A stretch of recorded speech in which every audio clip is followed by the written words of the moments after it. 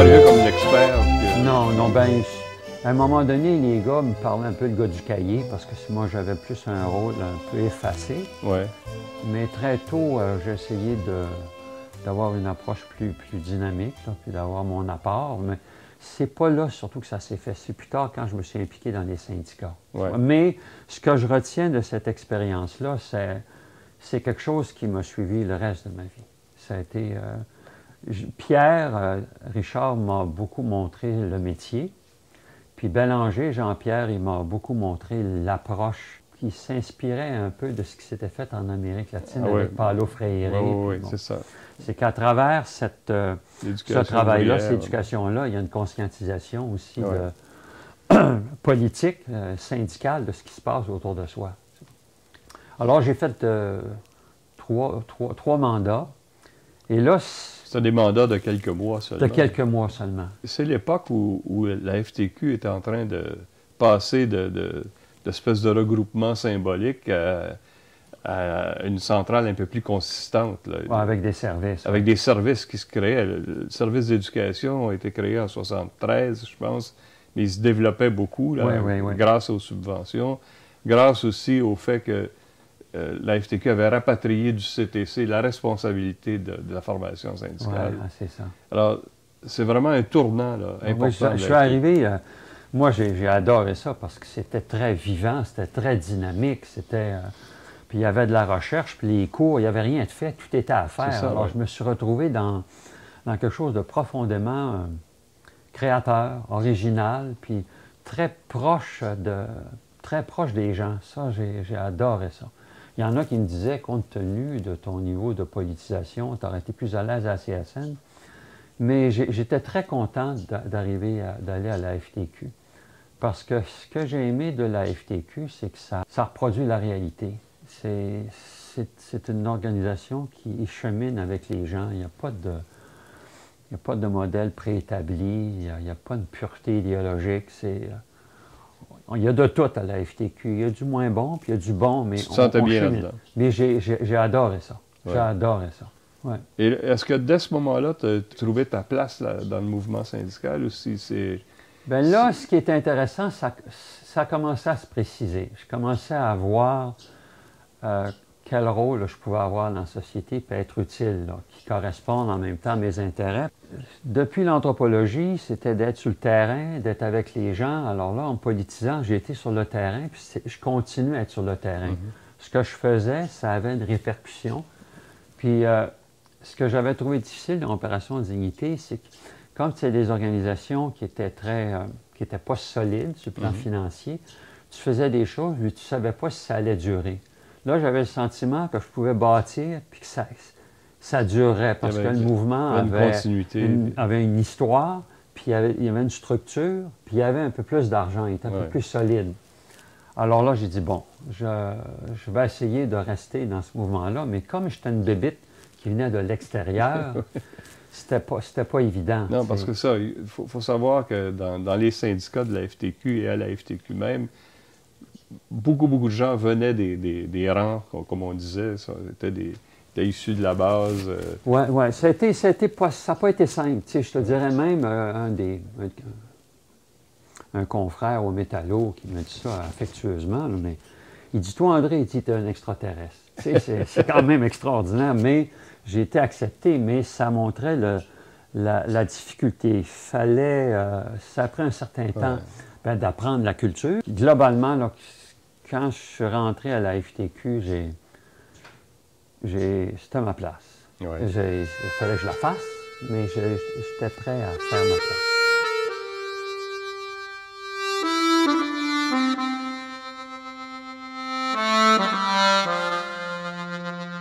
Puis là, quand on a eu fini les contrats, je suis retourné dans le bas du fleuve, puis j'ai soumis un projet à la commission scolaire de la vallée, la Matapédia, et là, j'ai importé ce que j'avais appris à la FTQ. J'ai fait une petite enquête sur l'information dans les villages, puis j'ai mis sur pied un petit cours de base avec les gens dans les villages pour faire de l'information eux-mêmes. Puis là, alors là, Pierre est venu me chercher. Pierre Richard, lui, il était responsable du service d'information à la FTQ. Il partait au Pérou pour 1 an, Puis il a proposé à la direction de la FTQ de me prendre comme remplaçant. Alors, il est venu me voir, puis je trouvais ça gros, parce que je commençais à peine dans le mouvement syndical, tu vois. Puis ce métier-là, c'est Pierre qui me l'avait montré. Ouais. Là aussi, je commençais. Puis, alors finalement, c'était pas évident. Puis le rôle à l'information, c'était à la fois le journal, les relations publiques de la centrale. Ah oui, puis il y avait... c'était une grosse job. C'était une grosse job pour quelqu'un qui était relativement vert dans l'affaire. Puis quand tu sais comment fonctionne le mouvement syndical, c'est... tu rentres là, puis ils t'envoient au bout du quai, puis nage. Puis si tu n'es pas capable de nager... T'apprends sur le tas. Mais je comprends, parce que c'est un mouvement lié à l'action. Ouais. Puis ils sont obligés de réagir continuellement à des urgences. Alors, ça développe une mentalité qui a ses avantages, la capacité à réagir à des événements. Puis la contrepartie, ça peut être très dur. Ça peut être très, très dur. Alors moi, je suis arrivé. Finalement, Fernand Daou a dit « c'est correct ». Alors j'ai plongé. Pierre s'en va au Pérou. Et je me retrouve dès la première journée avec Louis à la berge qui rentre dans mon bureau, là, en conférence de presse avec la FTQ Construction, en plein dans le... Je pense que c'est une question de maraudage, une affaire très compliquée. Puis je connaissais rien, moi, les bidding trades et tout, je connaissais pas ça. La FTQ, c'est une structure complexe, avec plein de syndicats, avec chacun de son histoire. Des syndicats très, très, très divers. Divers, puis autonomes. Oui, la FTQ, totalement c'est une structure qui essaie de les convaincre d'adhérer à la FTQ. Alors, là-dessus, c'était le génie de la berge, de réunir le privé, le public, de devenir essentiel pour tous les syndicats. C'était pas évident. Alors, j'ai plongé là-dedans.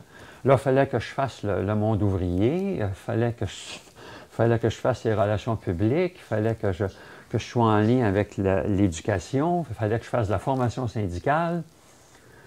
J'ai travaillé. T'as ramé. J'ai travaillé. Puis quand Pierre est revenu du Pérou, on a travaillé un bout de temps ensemble. Et là, c'était beaucoup plus intéressant pour moi encore parce que, d'un, Pierre avait de l'expérience, mais de deux, on était capable de compléter nos mandats. Tu sais, là, on était capable d'aller plus loin. Ben oui. Même à un moment donné, mon Louis, il se plaint. Il dit, coudonc, on n'a pas assez de relations publiques, nous autres. Puis Pierre et moi, on se regarde, on dit, parfait, mon chum. On s'est mis à le bouquer, là. Et à un moment donné, il vient me voir, il dit, écoutez, là, je suis capable de faire ma job. J'ai dit, Louis, tu voulais aller dans les médias, mais... Alors là, mais on était capable de faire ça parce qu'on était deux, là. Il y avait... Tu avais remplacé Pierre. Ça a été prolongé après le retour de Pierre de quelques mois. Et là, finalement, la FTQ met fin à ton emploi. Alors, qu'est-ce que tu fais à ce moment? J'ai été sur un autre mandat, dans un autre syndicat, le syndicat des fonctionnaires de la Ville de Montréal. Les fonctionnaires municipaux. Les cols blancs. Les cols blancs. Une fois que mon mandat a été terminé, je suis parti, puis eux autres, là, les gens que j'avais formés ont continué. Ils ont continué à travailler en information. Puis après ça, je suis allé chez les charpentiers menuisiers. J'ai travaillé pendant 3 ans avec eux autres. C'est à peine 2 ans ou 1 an après la création de la FTQ Construction, c'est-à-dire la séparation entre les syndicats internationaux de la construction et les nouveaux syndicats québécois de la construction. Et Louis-Marie Cloutier, qui était un leader avec qui j'ai beaucoup aimé travailler, une des raisons pour lesquelles il avait quitté l'International, c'est qu'il n'y avait pas de service. Il envoyait des cotisations, mais en retour, il n'y avait pas de service. En plus que la structure était plutôt anarchique. Ces sections-là, toutes les sections locales étaient autonomes. Pas de coordination. Il n'y a pas de coordination. Il dit non, il dit on n'est pas efficace comme ça. Alors quand il m'a embauché, c'était vraiment de mettre sur pied toute une structure en information, mais j'embarquais dans un mouvement où il voulait donner du service aux membres.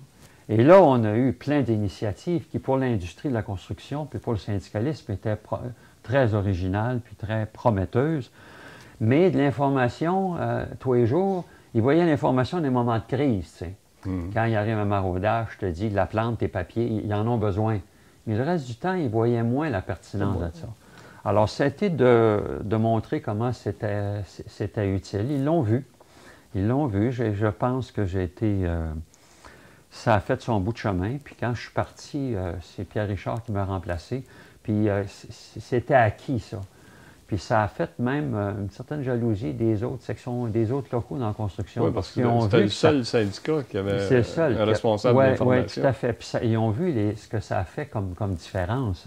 Il y a des opérations, des avantages sociaux, mais il y a eu une opération aussi sur la sécurité du revenu. Là, on a fait rentrer du monde. Il y a eu des tournées à la grandeur du Québec. La mobilisation changeait. Il y avait des outils d'information. C'était sur une base permanente. Il y a du monde qui était formé. Ça faisait toute la différence du monde. Puis on a aussi mis sur pied le cours sur le charpentier-menuisier. Les gars n'avaient jamais eu ça, hein. Un cours pour leur métier, là, montrant c'est quoi leur juridiction, puis quels sont les problèmes qu'ils rencontrent, comment les solutionner. Puis on avait formé des menuisiers. Je pense que les gars ont vu que ça avait...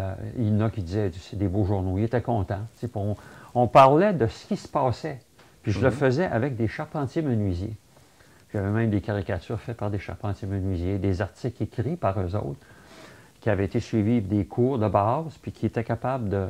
Non, il y avait un... Puis c'est des gars de métier, hein. C'est sûr qu'ils c'est pas des littérateurs, c'est pas des littéraires, mais c'est des gars, quand tu leur donnes un minimum d'outils, qui sont capables très bien faire le travail. Je me rappelle un reportage qu'on a fait sur un gars qui avait été au noir, puis qui... il s'est fait pogner par l'impôt, puis là, l'impôt, il demandait 15 000 $. Puis l'entrepreneur, lui, s'était lavé les mains, tu sais. Alors là, on avait mis ça en évidence. On sortait tout le temps des situations concrètes, puis des exemples concrets. Puis de ça, on pouvait aller sur les politiques syndicales, tu sais, sur déclarer vos heures. C'est comme ça que vous allez avoir accès à votre régime de retraite, vous allez avoir accès à vos avantages sociaux. Faites pas de banque d'heures, vous vous faites fourrer avec ça. Alors, c'était une belle expérience pour moi. Ah oui. Ouais. Puis c'était une expérience supplémentaire pour savoir comment travailler avec un milieu qui m'était pas familier, oui, c'est ça. Je reviens sur ce que tu disais donner la parole aux gens. Ça n'a pas toujours été le cas. Les journaux syndicaux, souvent, c'était des organes officiels qui permettaient aux dirigeants de s'exprimer. Ça a souvent été ça, le modèle. Je pense qu'avec Pierre Richard, vous avez transformé un peu cela. Oui, c'est compliqué, hein, parce que c'est la démocratie. Puis quand tu rentres dans la démocratie, il faut que tu te fasses élire, il faut que tu te fasses connaître. Alors, il y a toujours cette dimension-là, quand il y a de l'information, c'est au cœur de la vie syndicale, l'information, de nos sociétés aussi. Alors, il y a toujours ceux qui sont dans un poste électif souhaitent être mis en évidence, leur action et tout, non seulement montrer leur réalisation, mais clairement se faire élire. Alors, c'était de trouver un équilibre entre cette revendication-là qui est légitime, c'est quand même des élus, les grandes politiques, puis aussi les dynamismes, les dynamiques qui se passent sur le terrain. Mettre en évidence des militants, des gens qui se dévouent. Moi, j'ai connu des militants là, dans les usines là, qui étaient libérés, là, qui étaient à 5h, 5h30, ils partaient, des gens extrêmement dévoués, là, puis il n'y a pas de... Ils ne faisaient pas ça pour l'argent, puis ils faisaient ça juste par conviction pour aider les gens. Ils avaient connu ce que c'était vivre en usine, puis ils voulaient améliorer le sort de leurs confrères, de leurs consoeurs. Tu sais, alors, on a essayé, en tout cas, moi, ce que j'ai essayé, Pierre, c'était comme ça qu'il avait commencé à introduire, mais dans beaucoup de syndicats, c'était encore l'ancienne approche qui prévalait. Tu sais. La FTQ avait commencé à ouvrir la voie, mais ça n'avait pas percolé encore beaucoup, cette façon-là de faire.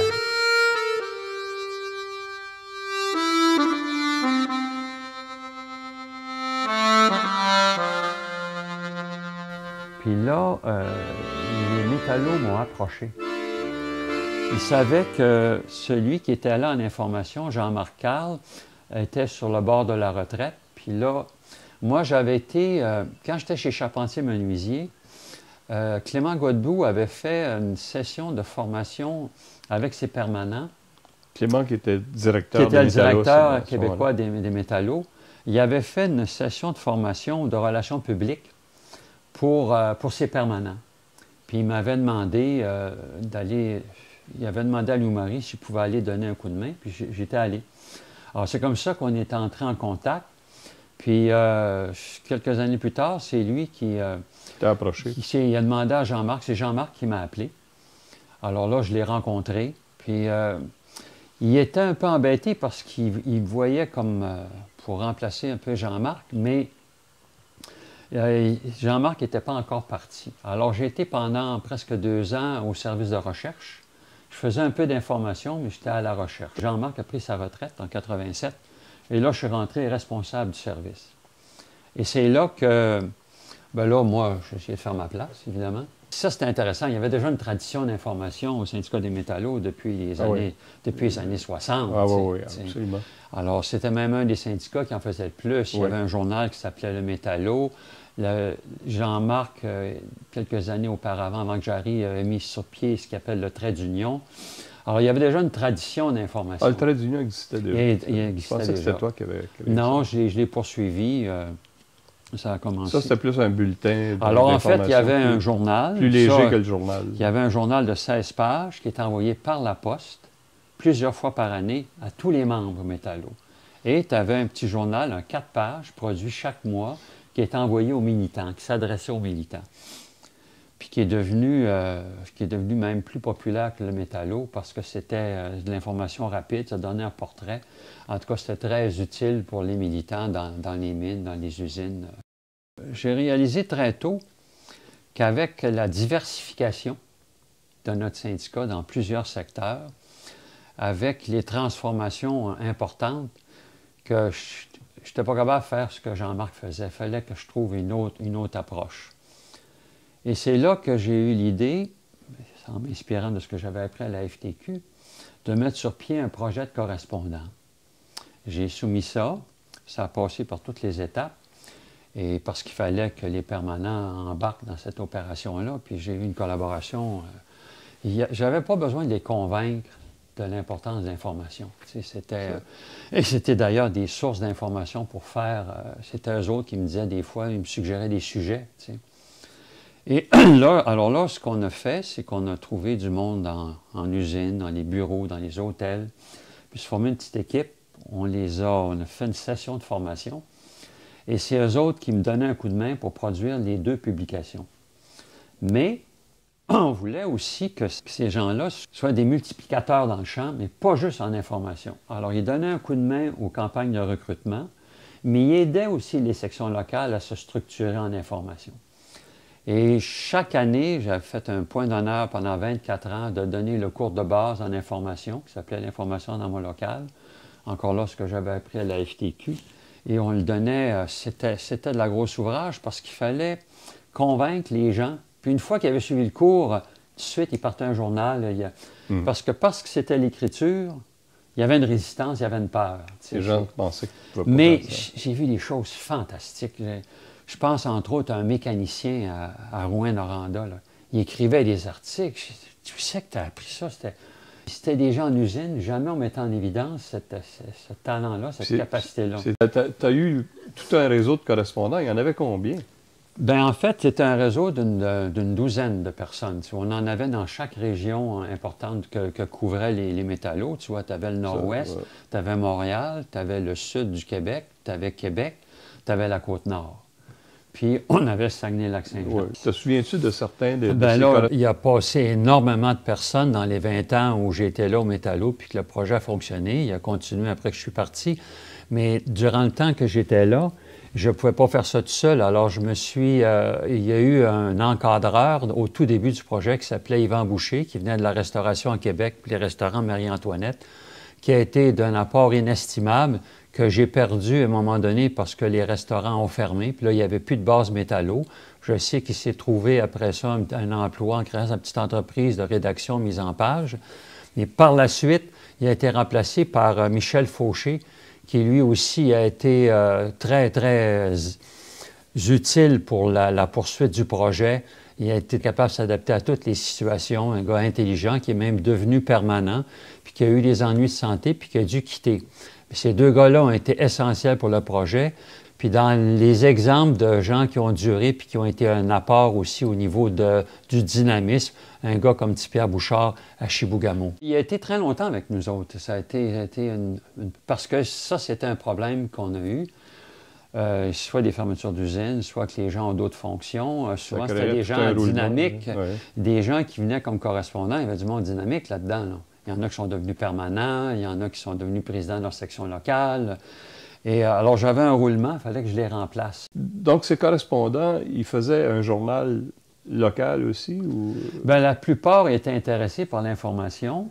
Il n'y avait pas nécessairement un journal, mais c'est sûr qu'après avoir passé la session, devenu correspondant, c'était une de leurs premières initiatives qui était comme, qui allait de soi, qui était naturelle. Mais chaque fois qu'on donnait le cours, puis là, j'ai pu donner plusieurs fois le cours. Des fois, c'était moi tout seul, mais souvent, c'était grâce aux correspondants. Il y a une année qu'on l'avait donné 3 fois. Puis c'est les correspondants qui l'avaient donné. Il avait été donné dans le Nord-Ouest, dans le bout de Chicoutimi, il l'avait donné à Montréal. Et à chaque fois qu'on donnait le cours, tout de suite, il y avait 1 ou 2 journaux qui partaient, tu vois, dans les sections locales. Puis on essayait de leur dire, partez pas gros, partez des petits journaux, mais l'important, ça va être de durer. Alors, on favorisait beaucoup des formules légères comme le trait d'union pour qu'ils puissent ne pas se décourager, puis que si, par exemple, ils sont juste 2-3, qu'ils sont capables quand même de continuer à faire de l'information. Je suis bien content de mon coup. Tu sais, à un moment donné, c'était comme la solution magique. Puis là, je me rappelle, il y a un président d'une section locale, il dit « André, il dit, nous autres, on utilise Internet, puis on rejoint tout notre monde avec ça. » Puis j'ai dit « Mon chum, j'ai dit, faut que tu le vois comme un outil complémentaire. » Et non pas comme le ton contact direct dans l'usine, puis ton tract, j'ai dit « Je te suggère de continuer à faire ça. » Puis à un moment donné, lors d'une assemblée, il dit « André, il dit, je dois t'avouer que tu avais raison. » Parce qu'il dit « Quand j'envoie ça par courriel ou que sur notre site, qu'on met nos affaires sur le site. » Il dit là, moi, on a réalisé que sur la toile, mon site est en compétition avec bien d'autres sites.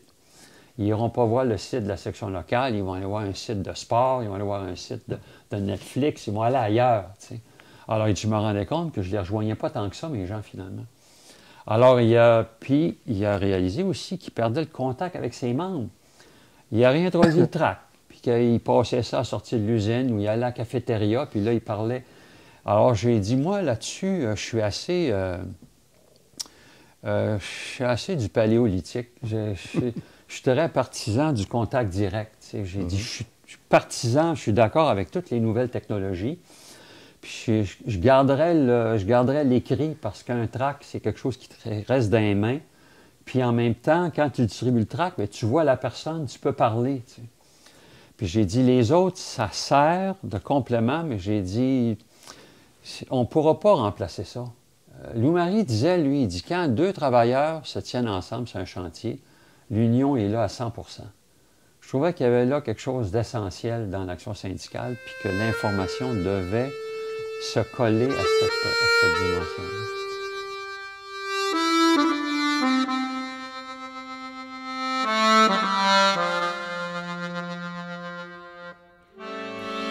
Tu y as passé combien de temps? 24 ans. 24 ans, oui, quand même. Oui, tout à fait. Puis après ça, bien, s'est présenté la possibilité d'aller à l'IREC, l'Institut de recherche en économie contemporaine. Non, qui avait été mis sur pied dans les années 90 par Jacques Parizeau. Ah, okay. Mais là, il y avait un plan de relance. Puis un des éléments clés du plan de relance, c'était l'information. Ah bon? Alors, j'ai postulé, on m'a embauché, puis j'ai été là 7 ans. Et là, j'ai mis sur pied une direction des communications, un site, on a une publication, toutes des choses que j'avais apprises. J'ai fait un bulletin sur une base mensuelle. Là, on avait les amis de l'IREC, on avait mettre de l'avant les prix de l'IREC. Tout ça, évidemment, c'était un peu différent parce que c'était du travail à caractère scientifique. Mais j'avais le site web aussi. Puis mais c'était d'alimenter et de vraiment faire connaître les recherches, les rapports de recherche. J'ai adoré être dans cette organisation-là parce qu'elle essayait de penser le Québec. Mes enfants ont le désavantage d'avoir un père qui est plutôt vieux. Les gars me disaient au métallo, c'est quoi l'idée d'ailleurs de faire des enfants quand t'as l'âge d'être grand-père? Mais tu sais, au moins je les ai puis je les aime, c'est le bonheur absolu. Alors moi, il faut que je vive. Puis mes enfants me le rappellent. Alors, les enfants, ça va de l'avant, ça vit, ça ne va pas de reculons. Alors moi, peu importe mon âge, il faut que j'aille de l'avant. C'est sûr que c'est plus actuellement les activités intellectuelles. je me paye la traite. Je me suis tellement ennuyé de ça. Donc, j'ai un plan de lecture jusqu'à ma mort. On te souhaite de le réaliser. Ah, merci. Ça, c'est un grand bonheur.